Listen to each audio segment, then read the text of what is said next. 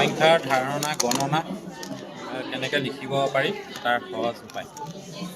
ধৰি লওক এই 3 আছে, 3ডাল কাঠি এনেকৈ ভৰাব। 1 2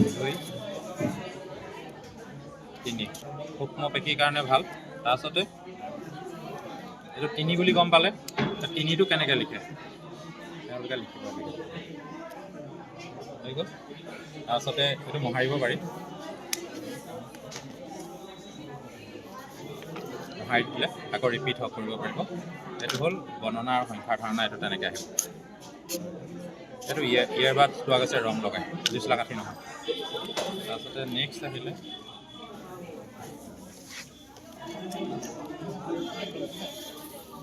সাধাৰণতে ক'বলৈ গ'লে এখন হ'ল সৰু নেতাখন 1 2 পৰা 100লৈ।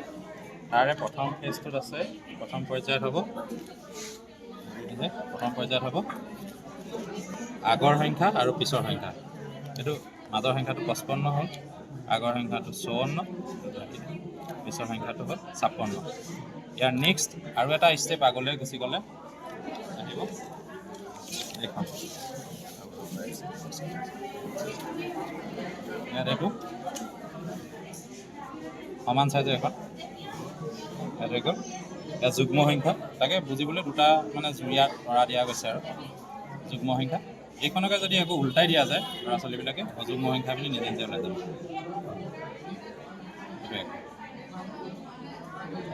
এইখিনি এইটো ইয়াত। তাৰপাছত আহিলে এইটো যোৱাৰ পাছত আহিলে আপোনাৰ এইটো যুগৰ আপোনাৰ উপলা যুগৰ। এইটো এনেকৈ উপলা যুগ ধৰি লওক আমি ধৰি লওক 7 3 2 আপোনাৰ যদি 8ও দিওঁ, ঠিক আছে।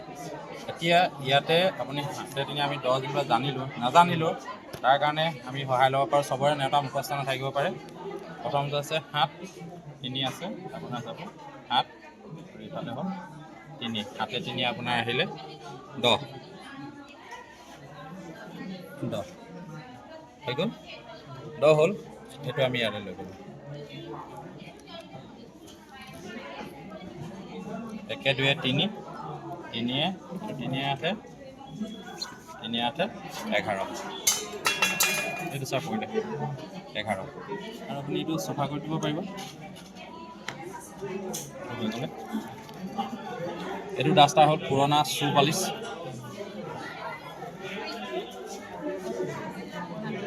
এইটো ডাষ্টাৰ কিনা নহয়, এইটো পুৰণা শ্বু পালিচ। হৈ গ'ল। এইখিনি গম পালে এইটো যুগৰ নেতা। তাৰপাছত আহিলে প্ৰথম আহিলে পুৰণৰ আপোনাৰ ধাৰণাটো। পুৰণৰ ধাৰণাটো হ'ল বাৰে বাৰে যিটো কৰিব লাগে। ধৰি লওক সাধাৰণ এটা দেখাইছোঁ 2 আৰু 3। এক ল'ৰা ছোৱালীবিলাক বুজাই দিলে 2টাকে 3 বাৰ। এটা 2টা য'তে মন যায় ত'তে ল'ব পাৰে। 2টাকে 3 বাৰ। তাৰপিছত গণনা কৰিলে 1 2 3 4 5 6 6 লিখিব। হৈ গ'ল। তাৰপিছত এইটো পুৰণা কাপোৰে মোহাৰি দিলে চাফা হৈ যাব। এইটো ঘৰত প্ৰেক্টিছ কৰিব পাৰিব ল'ৰা ছোৱালীয়ে নিজৰ হেৰিৰ লগত। ধৰি লওক আপোনাৰ ঘৰতো প্ৰেক্টিছ কৰিব পাৰিব, স্কুলতো দিব পাৰিব।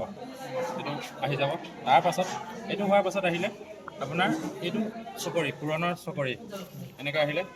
এতিয়া ধৰি লওক এইটো চকৰিটো ঘূৰাই দিলে এইটো 2 8 গুণ সমান 16। এনেকৈ 10টা চকৰি বনাব পাৰে। তাৰপাছত সহজ চবেই কৰিব পাৰে, সেইটোতো ধেমালি গ'ল। তাৰপাছত এইটো আহিলে পুৰণৰ নেওতা।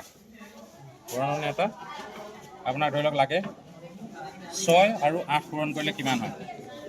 এইখিনিৰ লগত ধৰি লওক এইটো 6 8 পূৰণ কৰিলে উত্তৰ ওলালে আপোনাৰ এইটো 6 পূৰণ 8 48। চবৰে নেওতা মুখস্থ নাথাকিব পাৰে। ক্লাছৰুমত এনেকুৱা 3খনমান দি দিলে 3টা ল'ৰাই লগ লাগি গ্ৰুপ পাতি শিকি থাকিব পাৰিব। তাৰপাছত বোলে নহয় 7 আৰু 9 কিমান, 7 9 গুণ 61। মানে ইয়াত টিচাৰ ইনভলভমেণ্ট একবাৰ শিকাই দিয়াৰ পাছত 0। এজনে শিকিলে ক্লাছটো গোটেইকেইজনে পাৰিব। ইয়াত মানে জিআৰ মেথডটো গ্ৰেজুৱেলি ৰিলিজ ৰেছপঞ্চিবিলিটি।